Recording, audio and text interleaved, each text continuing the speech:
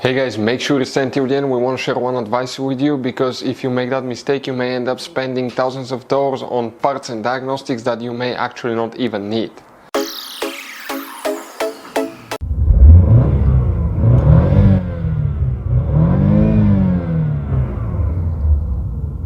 Hey guys, welcome back to Electrical Car Repair Live. Thank you guys for watching and subscribing to the channel. Today will be super helpful video to any of you having a Dodge Challenger D generation here from year 2014 to year 2024. If you have one of those that overheats, guys, we'll explain probably the top 10 things that we see here in the garage that causes that, how we can easily fix it. It could be simple fix, and also if you need to buy replacement parts to use at a good price, we'll share the information in the video for your convenience. So let's start on it now. So before we start, guys, let us tell you a little bit about us. Every single car we get here at the garage, we try to make at least 200 to 300 free repair videos. We take them completely apart. We show you how to do almost anything. How to fix engines, transmissions, electrical components, codes, fuses, relays, all that stuff. Why we guys do it? Because our mission in the shop is to save you as much money as we can. All we need in return, please subscribe to the channel, like the video, that way we can keep making these absolutely free videos for you. And if you want, guys, please check out our YouTube channels. We have more than 15,000 free repair videos that can save you thousands of dollars in future repairs. So if you have a Dodge Charger that overheats, the first thing you want to check is some very important fuses, guys. These fuses, okay, will be for radiator fans, relays as well, and for other components too, where they're located. Then we'll explain what else we see quite often. We need to go ahead and open, guys, the hood. When you open the hood facing the engine, you may have a V6, V8. It should work for both. On the left side we have that fuse box. You see right here, press the tabs together, guys, leave that cover up, and you're going to find a fuse box with a layout like this one here. Before we guys continue, let's explain quickly why it's always a good idea to test fuses and relays. It is, guys, very important to test fuses and relays. On those fuses you cannot clearly see if they're burnt or not, especially you can see in the J-case fuses as well. And if you guys assume, okay, let's say you remove a fuse, you look at it and you assume, guys, that it's actually a good fuse, but it's actually a bad fuse. Sometimes you cannot clearly see that. What can easily happen, guys, at that point, you can put the bad fuse in and you start replacing parts and tools that you don't need to, so you lose your time, you lose your money to fix a problem that doesn't exist, when all we had to do is test the fuse and replace it. We'll put a link to a special video that will teach you how to test fuses, how to check relays very easily as well, guys. So check it out, it will be in the description of the video below. So what you guys need to check now right here. Now, some of you guys may have fuse number 1. If you have that fuse, it will be right here, you will need to check. If you don't, that's okay. You need to check fuse number 2 right here. That fuse is very important fuse. You need to check fuse number 18. These two fuses right here. Also, you guys may need to check fuse number 8. Some engines may have that one too, and fuse 24 right here. Fuse number 12 will need to be checked, and also you need to check fuse 39 and 37. These fuses right here. Now, about relays, that's a radiator fan relay 1 that you need to check, known as relay 47. You have relay 58 and relay 57. These 3 relays here will need to be checked. If all that is good, guys, what else can cause your Dodge Charger to overheat? The number one thing, let it sit overnight, make sure the engine is completely cold, check your coolant level, guys. Low coolant level can easily cause the car to overheat.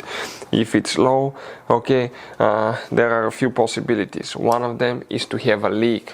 So check for coolant leaks. If you see leaking under the car, coolant leaking, fix the problem immediately before you overheat the engine and destroy it. So if you see externally leaking on the ground, that's a good sign. You can fix it easily most of the times. Now, if it's internal leak, it could be a bad head gasket, actually, where the coolant leaks in the cylinders. If you want to see, guys, symptoms of bad head gasket, we'll have videos on our YouTube channels.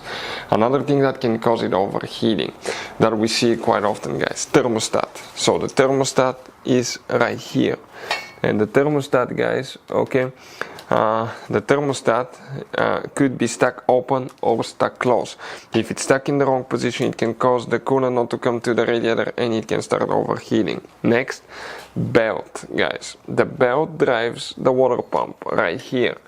and if the belt falls off, broken belt that came off due to a bad idler pulley, tensioner pulley, that can cause the car to start overheating as well.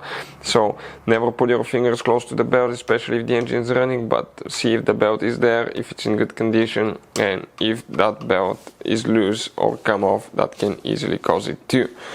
Next, guys, okay, something else, okay, that we see quite often too. Right here, if we come, I want to show you radiator fan.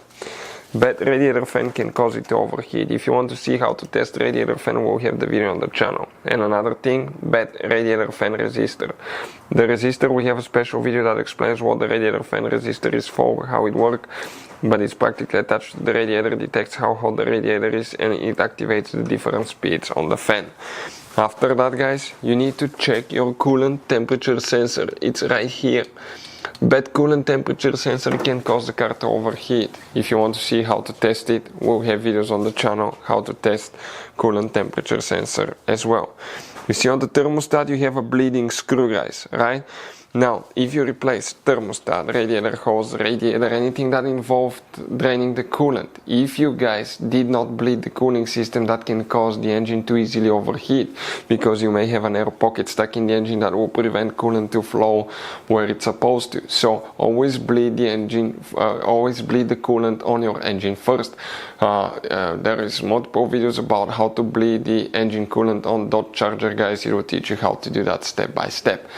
Now, always use approved coolant for Dodge vehicles only, otherwise you can cause damage to gaskets, water pumps, multiple things, guys. Another thing, make sure the radiator is not dirty, it's not clogged up. We've seen that happen as well, where you just have dirty radiator that causes it, guys. Practically those are some of the most common things usually that we see at the garage that causes Dodge Charger to overheat. So this guy's Dodge Charger has all kinds of different fuses and relays, different sizes, and those guys, okay, could be really hard to find, especially if you're in the middle of nowhere. One time we needed a replacement, we couldn't get one, we were stuck because we had to wait a few days to get a shipment. So we recommend to buy some spare fuses, relays. Put, guys, some spare ones in the glove box for a peace of mind. We'll put a link in the description of the video below where you can get them at a good price, quick shipping, that way you do not waste money and time, guys. Thank you for watching, hopefully the video was helpful, and see you guys next time.